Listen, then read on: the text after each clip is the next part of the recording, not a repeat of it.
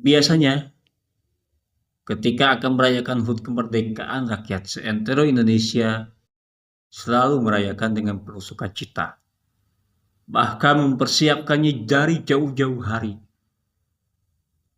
Lalu bagaimanakah ketika kita akan merayakan kemerdekaan itu, namun ada teror dari dunia lain di dalamnya? Bagaimanakah teror itu terjadi?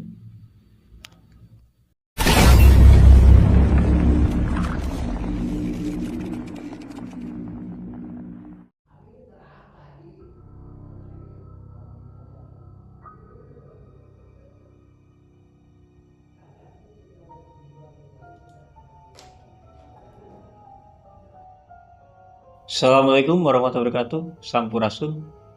Balik lagi bareng Fikri Taufik di Rumah Gudang Misteri. Kali ini masih tentang kemerdekaan Republik Indonesia.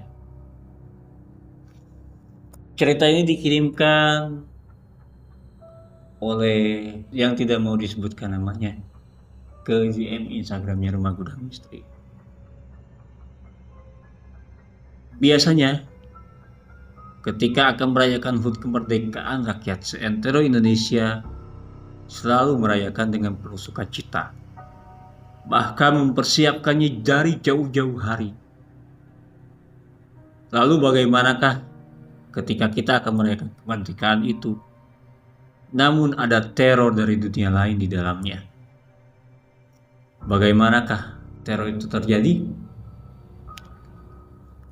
Jangan lupa like, comment, dan subscribe channelnya Rumah Gudang Misteri. Dan kalau misalnya kalian ingin menjadi narasumber atau yang punya cerita horor, bisa DM ke Rumah Gudang Misteri .official.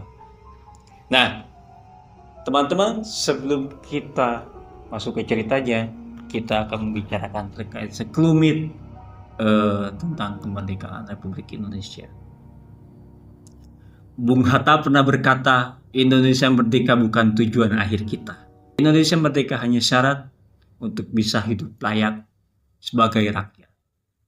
Kemerdekaan Indonesia bukan hanya tentang tanggal 17 Agustus tahun 1945, tetapi juga tentang perjuangan panjang yang telah mengakar dalam jiwa setiap rakyat.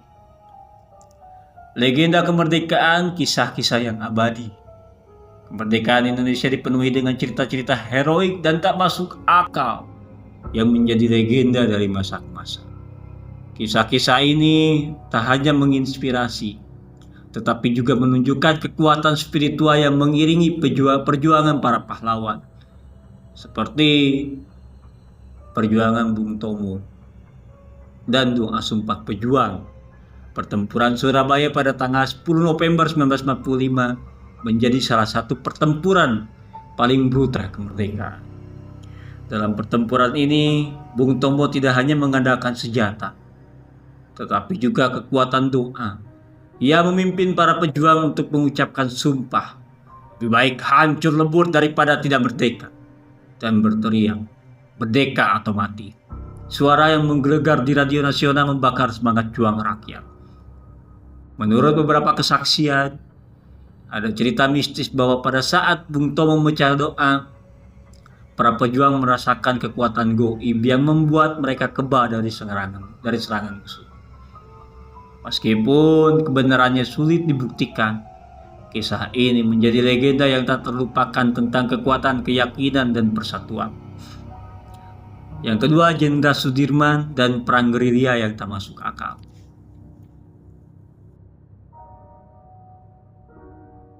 Jenderal Sudirman merupakan salah satu tokoh pahlawan yang paling melegenda. Ia memimpin perang gerilya melawan Belanda, bahkan dalam kondisi sakit parah.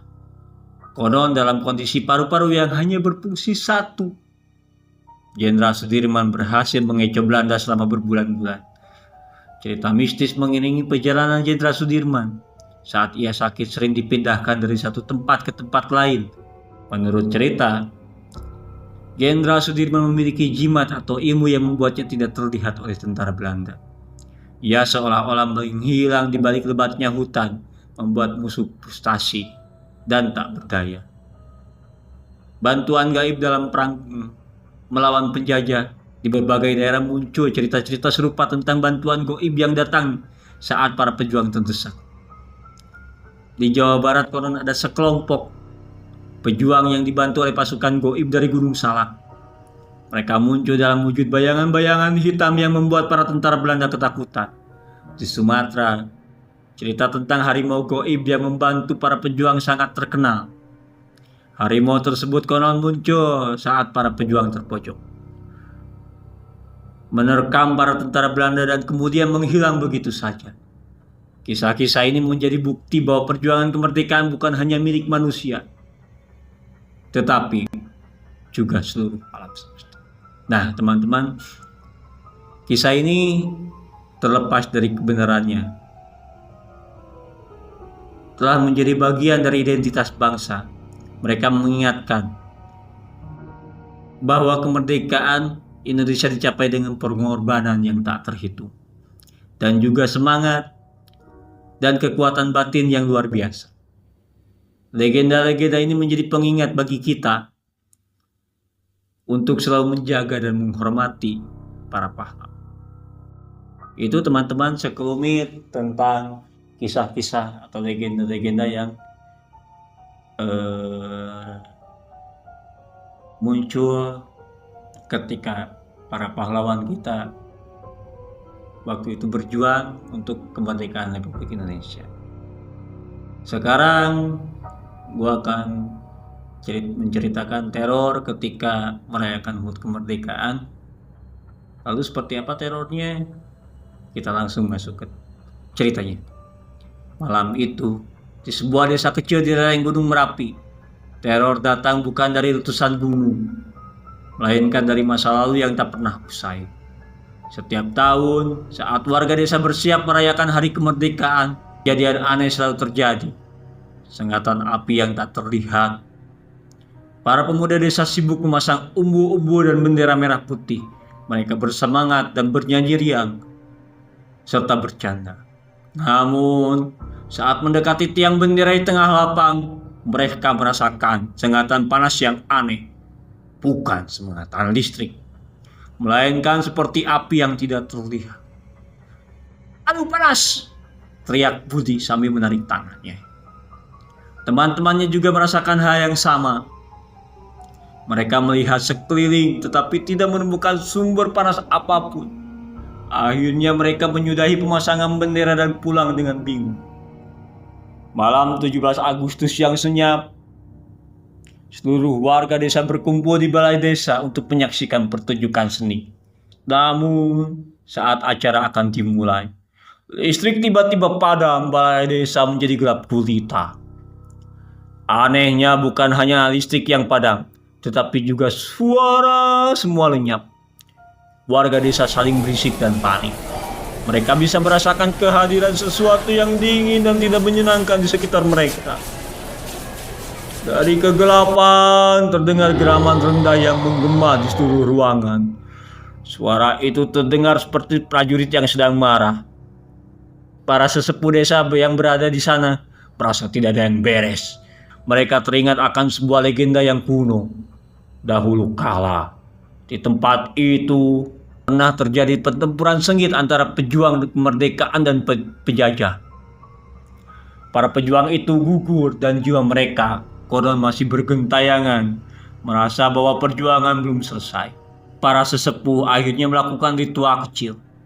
Mereka membakar kemenyan dan melantunkan doa-doa. Tiba-tiba, api lilin yang mereka nyalakan membesar dan membentuk bayangan prajurit dengan mata menyala. Bayangan itu menunjuk ke arah tiang bendera di tengah lapang, seolah mereka minta mereka untuk pergi. Pagi yang tidak sama, pagi harinya warga desa menemukan tiang bendera itu sudah terpasang rapi, lengkap dengan bendera merah putih yang berkibar. Tidak ada yang tahu siapa yang memasangnya, namun mereka semua merinding. Mereka menyadari di balik perayaan meriah ada cerita-cerita yang tidak pernah terungkap, dan ada jiwa-jiwa yang tidak pernah tenang. Mulai saat itu, setiap perayaan kemerdekaan warga desa selalu mengirimkan doa kepada pahlawan yang gugur. Mereka percaya Doa dan penghormatan tulus akan menenangkan jiwa-jiwa yang haus akan pengakuan dan kedamaian. Begitulah teman-teman cerita teror ketika akan merayakan HUT kemerdekaan di sebuah desa di kaki Gunung Merapi, Yogyakarta, Jawa Tengah. Kalian boleh percaya atau tidak, itu hak kalian.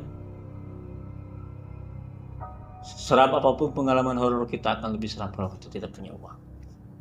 Selamat merayakan hari ulang tahun Republik Indonesia yang ke-80.